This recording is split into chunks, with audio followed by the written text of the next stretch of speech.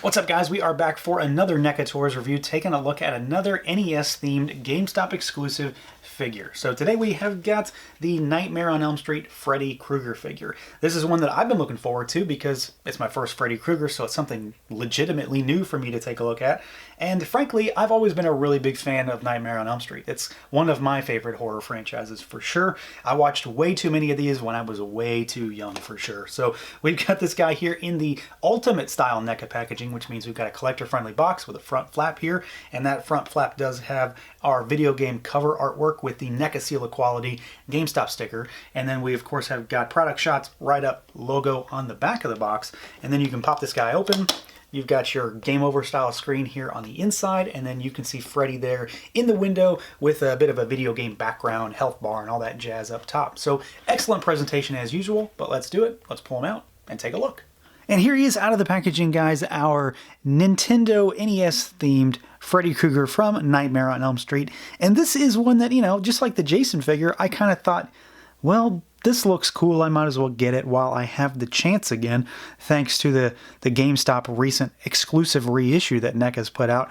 And, you know, it basically lives up to my expectations. It maybe isn't as exciting as the Jason figure, because this one doesn't play any music when you open the box, and it doesn't really have any accessories to speak of, but it very much does hit the nostalgia button for me when it comes to this particular game. I've always been a big fan of the Nightmare on Elm Street series, more so than Friday the 13th personally.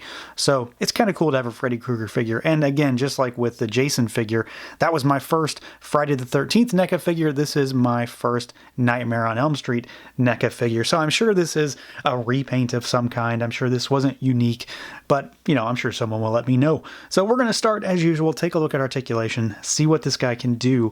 So we have got a head that can go up pretty far. He goes down just a bit. Little bobble, side to side action, rotation, pretty standard.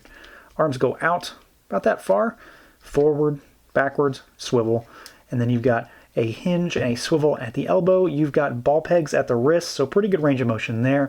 He's got a brick of a torso, so he really only has a waist twist, back and forth, and then side to side, so another ball peg. Legs go out, they kick forward, they kick back.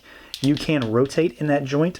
You've got single jointed knees. Mine are really, really, really tight on this figure, but they have loosened up. It's just, you got to use them. And then you can rotate in that joint as well. And then you've got the standard kind of NECA ball pegs down at the ankles. So he has kind of exactly what I expect. Pretty similar to what the Jason figure has. Still maybe a little limited, but again, this isn't a really new figure, so it doesn't have any kind of NECA Ultimate style articulation, but he moves well enough for a Freddy Krueger figure for sure. I don't need him to be in the most dynamic of poses. He needs to stand and look, well, gruesome, basically. And in terms of that look, frankly, I think they accomplished what they set out to do with this particular figure. So again, there's not a great deal going on here in terms of anything that might wow you. If you know what Freddy Krueger looks like, you have your basic idea already down.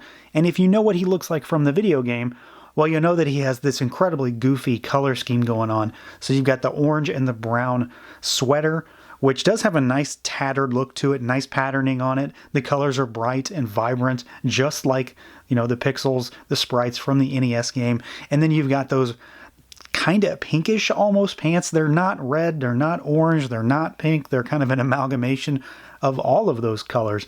So there is just some bright, vibrant, goofy look going on here. And frankly, for a Freddy Krueger figure, I think it works just fine because it's weird. It's not what you'd expect. But if you know the game, then you know that, well, that's not, he didn't look like what he was supposed to look like, basically. So you've got that there. We do have some boots down here. They're just brown plastic, kind of dark brown, almost black. And then you've got the exposed hand here with has some nice sculpt work on it. You know, all the burns and the scars. We, of course, have got the signature glove on his right hand. And it has no paint on it. You know, that's kind of the thing for this particular figure, is that the skin is not nearly as detailed as, say, another maybe more mainline Freddy Krueger figure, just because of the fact of the kind of the source material here. But it does have all that nice sculpt work, so there's still tons of details in there. You've got the glove, you've got the blades coming off of it, so it looks very nice. It looks very gruesome. It looks very Freddy Krueger-esque, no doubt about it.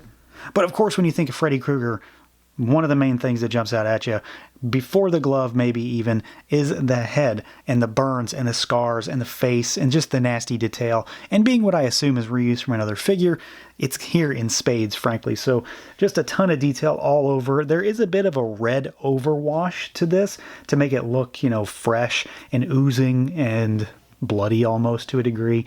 There is, of course, you've got some gunk in the teeth, which are sculpted nicely on their own. And then you've got those sunken black eyes, which work really well. The hat here is removable. And, you know, you can see more of the sculpt work on the top of the head. It looks even more bloody up there, frankly, so it's kind of a nice touch. I don't know that this would be considered an accessory or not, really. It's kind of packaged as such. It's just a hat, you know, his standard thing. But if there's one thing that could be an accessory, it's going to be this guy. Otherwise, it's probably just something that he needs to have but can't be packaged with it on. And frankly, it completes the look, so you don't really think of Freddy without thinking about the full deal, the sweater and the glove, and then, of course, the hats, and not to mention his scars, of course. But this head sculpt is really fantastic. And then you've got that extra hat. Use it, don't use it, whether you want to or not, but I think it very much completes the look. So that's about it for this guy. Frankly, there's not tons to talk about here because he doesn't really have anything else. This very much looks like Freddy Krueger. It's got decent enough articulation for the figure, for the type of character this is. But it's done up in, of course, in this very specific, very weird, very goofy, very nostalgic for me NES color scheme, which, again, just like the Jason figure, absolutely works. I think NECA does a good job when they go after these vintage Nintendo era type of color schemes. I always like looking at this kind of stuff, and I'm glad I jumped on this one, and of course I'm glad I jumped on the Jason figure. I would have loved for this package to have had some music as well, but I'm sure there's a licensing thing that they couldn't overcome for that one. Otherwise, though, solid figure. Good presentation. Don't really have anything negative to say about it. So that's going to do it for this look at the GameStop exclusive NES themed Freddy Krueger figure. Let me know what you guys think. Feel free to like, comment, subscribe, and share. And until next time.